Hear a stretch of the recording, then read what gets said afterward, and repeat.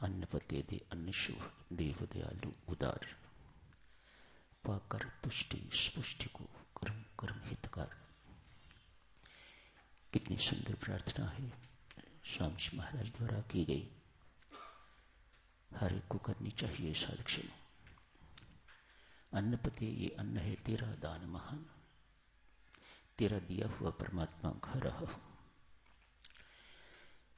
ये भावना सच्ची भावना होनी चाहिए, दिखाई देना चाहिए। परमात्मा तेरा दिया हुआ दान खा रहा हूं, मेरा कुछ नहीं। ऐसे अन्न से क्या होगा? अन्नपति दे अन्न शुभ, देव दयालु उदार, पाकर तुष्टि संतोष। तुष्टि अर्थात इस अन्न से मुझे संतोष मिलेगा, तृप्ति मिलेगी, मेरी भूख मिटेगी। पाकर तुष्टि स्पुष्टि को बल मिलेगा, मेरा पोषण होगा। कर्म कर्म हितकार। यदि ये नहीं किया तो परमात्मा का दिया हुआ अन्न खाया हुआ बेकार। पाकर तुष्टि स्पुष्टि को कर्म कर्म हितकार। यदि ये नहीं किया बेटा तो सब बेकार गया, खाया हुआ, मोटापा देगा बस, और कुछ नहीं। इस अन्न को हमने सार्थक नहीं बनाया। यदि कोई कर्म ऐसा नहीं किया जो जिससे दूसरों का भला हो, तो खाया हुआ बेकार। यूं कहीं परमात्मा का दिया हुआ हमने बेकार कर दिया। कल की चर्चा को सब आगे जारी रखते हैं। डॉक्टर दुर्जन सिंह उस बालक की खोज में निकल पड़ा है जिसकी माँ बड़े सुंदर कपड़े पहनवाती है, लाखों के गहने पहनाती है, श्रृंगार करती है, जिसके हाथ में बांसुरी है, मुरली है, गले में पीताम्बर डाला हुआ है, मयूर मुकुटी है, गाय चराता है यमुना के किनारे। इतने सारे चिन्ह, इतने सारे संकेत वाक्य। डॉक्टर दुर्जन सिंह इस बालक की खोज में निकल पड़ा है।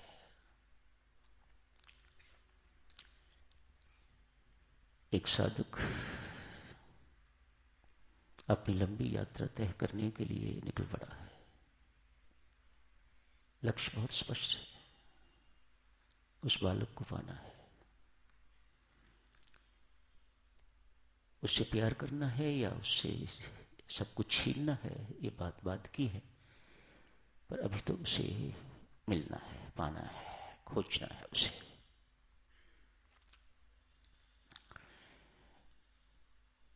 परमात्मा से प्रीति देवियों सज्जनों यूनिलैटरल नहीं है।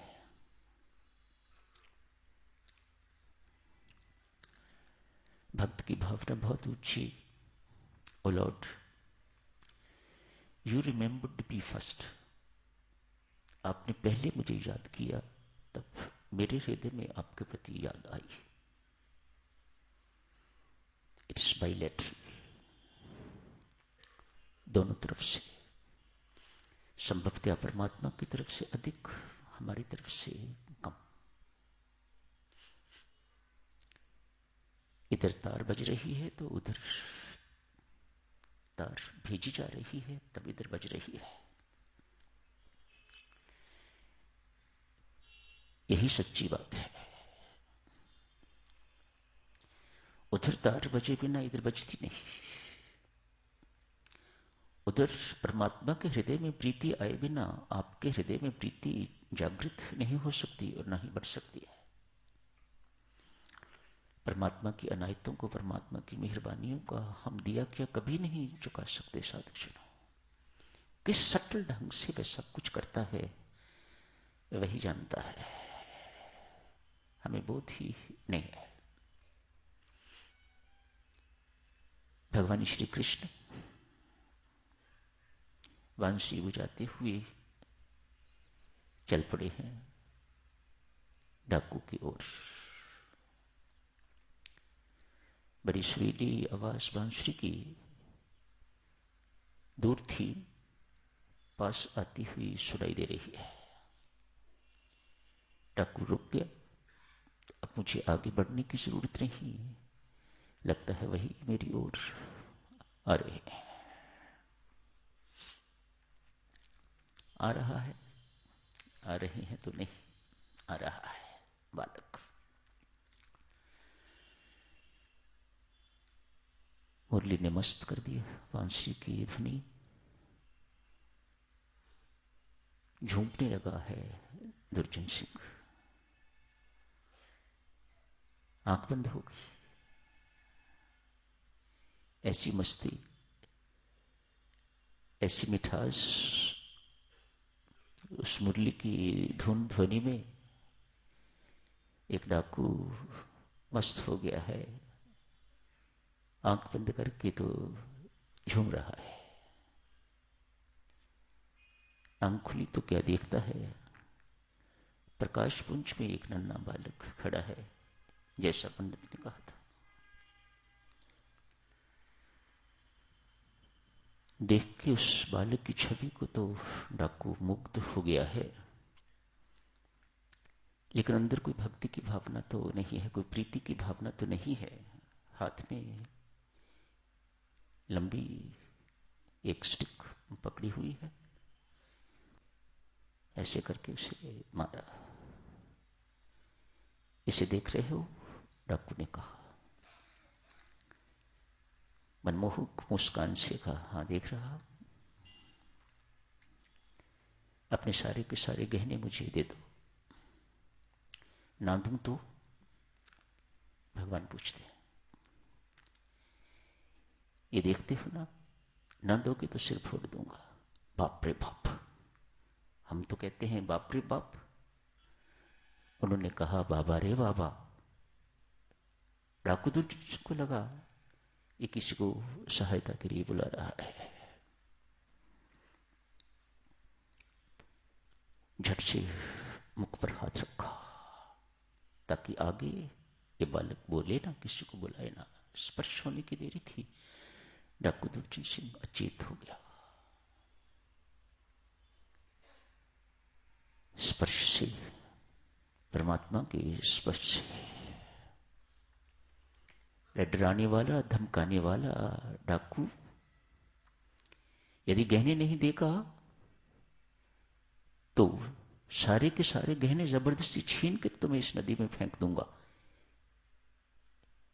ऐसा डराने धमकाने वाला परमात्मा के स्पर्श से अचेत हो गया है, सचेत हुआ। आंख खुली, दुर्जन सिंह नहीं रहा। हाथ बांधे, घुटने टेके उस नन्हे बालक के आगे खड़ा है। जैसे कभी आपने अर्जुन को देखा हो, उपदेश सुनते वक्त हाथ जोड़े हुए इस प्रकार कांपता हुआ सब कुछ सुन रहा है विराट स्वरूप देख के भगवान का। ऐसी ही हालत डाकू दुर्जन सिंह की है। मुझे गहने नहीं चाहिए। दुर्जन कहता है मुझे गहने नहीं चाहिए। तेरे दर्शन मात्र से, तेरे स्पर्श मात्र से मेरी सारी की सारी कामनाएं नष्ट हो गई हैं, मेरी तृष्णा खत्म हो गई है, मेरी वासना शून्य हो गया हूं, मेरी भूख मिट गई है, मेरी प्यास मिट गई है, हर प्रकार से मैं तृप्त हूं।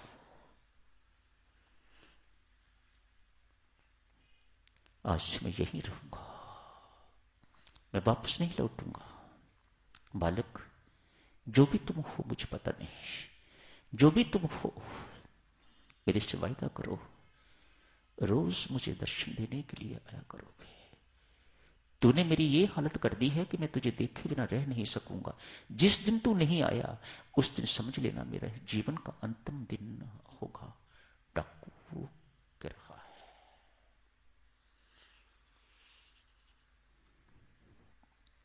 सोचिए ये सब कुछ सुन के तो भगवान के हृदय में कितनी प्रीति उसके प्रति उमड़ रही थी, बहुत प्रीति उमड़ी। कहा, तुम मेरे गहने तो नहीं छीनोगे? नहीं। 100 बार कान को हाथ लगाता हूं। नहीं। मुझे पीटोगे तो नहीं, मारोगे तो नहीं? नहीं ना। कहा ना, मैं कुछ नहीं करूंगा, रोज आके दर्शन दे जाया करो, वायदा करो तो मैं यहां से ही लूं। भगवान श्री वायदा करते हैं, दुर्जन आऊंगा, रोज दर्शन दिया करूंगा, अब गहने ले लो। भगवान श्री कहते हैं, अब गहने ले लो। नहीं, नहीं चाहिए। अरे कहना मानो ना, ले लो गहने। भगवान ने अपनी बांसुरी दुर्जन को दे दी है। चूड़ामणि, गले की माला, सब सोने की, सब उतार के उसे दे दी है। ले जाओ।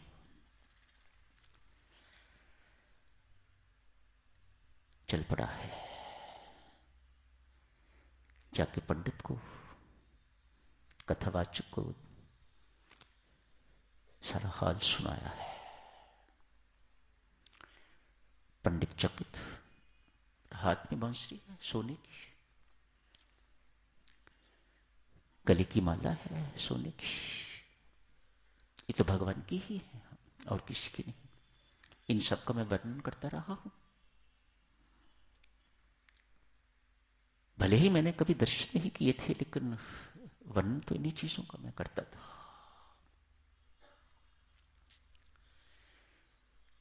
पंडित कहते हैं,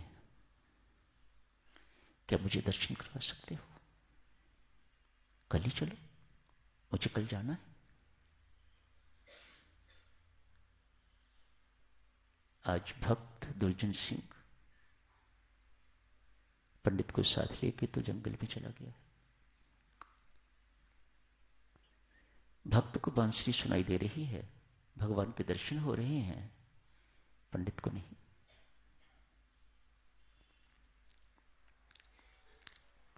पंडित कहता है, मुझे दर्शन कराना। क्यों नहीं करवाता दर्शन? अरे सामने तो, ये तो खड़े, दर्शन कर।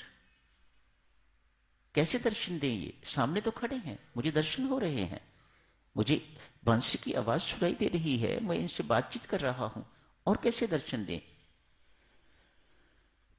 भगवान श्री कहते हैं, दुर्जन,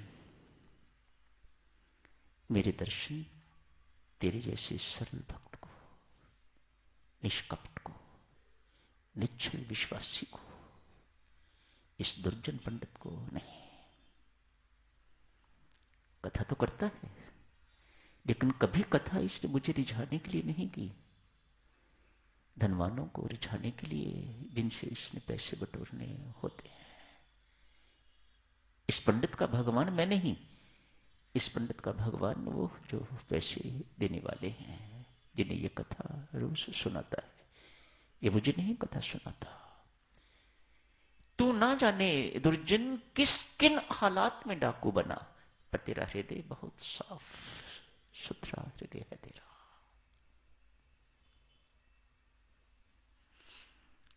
निश्चल है तू, निष्कपट है तू, परम विश्वासी है तू। भक्त दुर्जन जगन्नाथ गोस्वामी बन गया है। हाथ जोड़ के विनती करता है, प्रभु इस पंडित की मेहरबानी कि मैं आज यहां हूं,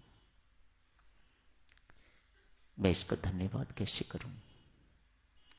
मेहरबानी करके इसे एक बार अपनी झलक दिखा दो। ठीक है भक्त, तू जिद करता है तो एक हाथ से मुझे पकड़, एक हाथ से उसे पकड़, तभी मेरी झांकी, मेरी झलक देख सकेगा। भगवान समझाते हैं,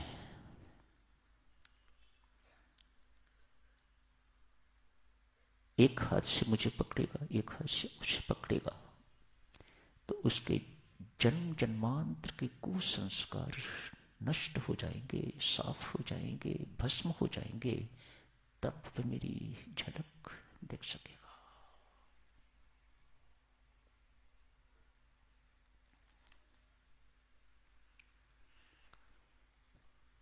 कितना पहाड़ जैसा काम है साधक जनों, माउंटेनियस टास्क बिफोर अस। इसके जन्म जन्मांतर के पाप मेरे स्पर्श से, एक तरफ मेरा स्पर्श, दूसरी तरफ तेरा स्पर्श, मानो मेरे स्पर्श का करंट उधर पहुंचेगा तो मैं उससे स्वयं हाथ नहीं लगाना चाहता।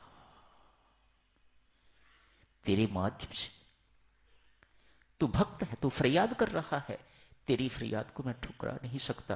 अतएव मेरे स्पर्श का करंट उसके भीतर जाएगा तो उसके जन्म जन्मांतर के पाप नष्ट भ्रष्ट होंगे, तो वह मेरी झलक पा सकेगा। ऐसा ही हुआ है भक्तजनों।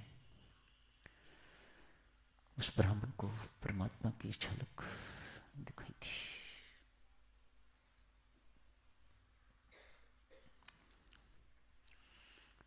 कल का डाकू, कुख्यात डाकू,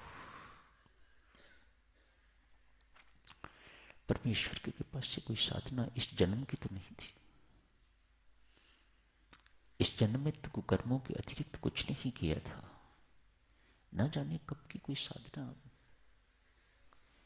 संचित होगी, पड़ी हुई होगी,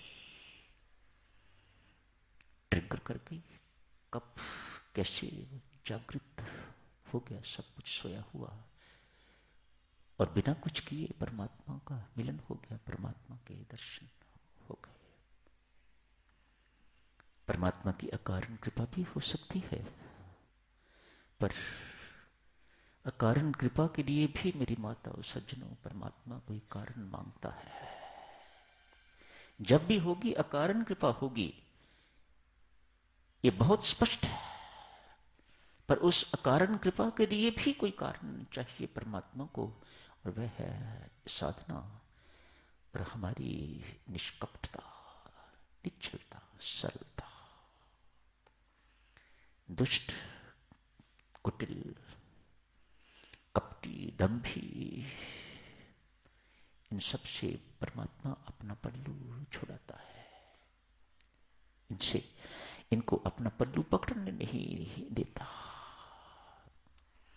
सरल हृदय के पीछे, अर्जुन के पीछे पीछे उसके जीवन रथ की डोर स्वयं अपने हाथ में लेता है अर्जुन, अर्थात सरल। तो यहीं समाप्त करने की इजाजत दीजिएगा। धन्यवाद।